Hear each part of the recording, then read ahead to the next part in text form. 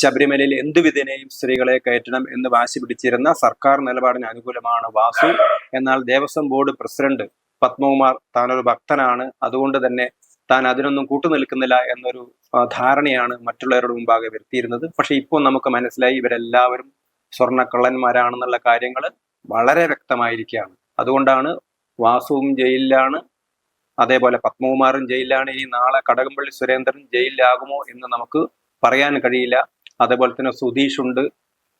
എല്ലാ സ്വർണ്ണക്കൊള്ളയ്ക്കും നേതൃത്വം നൽകിയ അല്ലെങ്കിൽ അതിന് മുൻകൈയിട്ടിറങ്ങിയ ഉണ്ണികൃഷ്ണൻ പോറ്റിയുണ്ട്. ഈ ഉണ്ണികൃഷ്ണൻ പോറ്റിയും പത്മകുമാറും ഒക്കെ വളരെ കൂട്ടായിരുന്നു എന്നുള്ള വിവരങ്ങളാണ് ഇപ്പോൾ പുറത്തു വരുന്നത്. കാരണം ഉണ്ണികൃഷ്ണൻ പോറ്റി ശബരിമലയിൽ ഒരു നിത്യ സന്ദർശകനായിരുന്നു.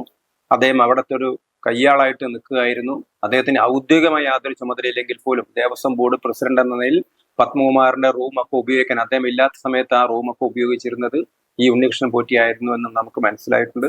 അതേപോലെ തന്നെ ഉണ്ണികൃഷ്ണൻ പോറ്റി പത്മകുമാറിന്റെ ആറന്മുളയിലെ വസതിയിലും സ്ഥിരമായി എത്തിയിരുന്നു, അവിടെ താമസിച്ചിരുന്നു. രണ്ടുപേരും തമ്മിൽ 2019, 2020, 2021 കാലഘട്ടങ്ങളിലൊക്കെ തന്നെ നിരവധി ഭൂമി ഇടപാടുകൾ അത് തിരുവനന്തപുരത്തായാലും പത്തനംതിട്ടയിലായാലും ഒക്കെ നടത്തിയിരുന്നു എന്നുള്ള കാര്യങ്ങളാണ് ഇപ്പോൾ പുറത്തു വന്നിരിക്കുന്നത്.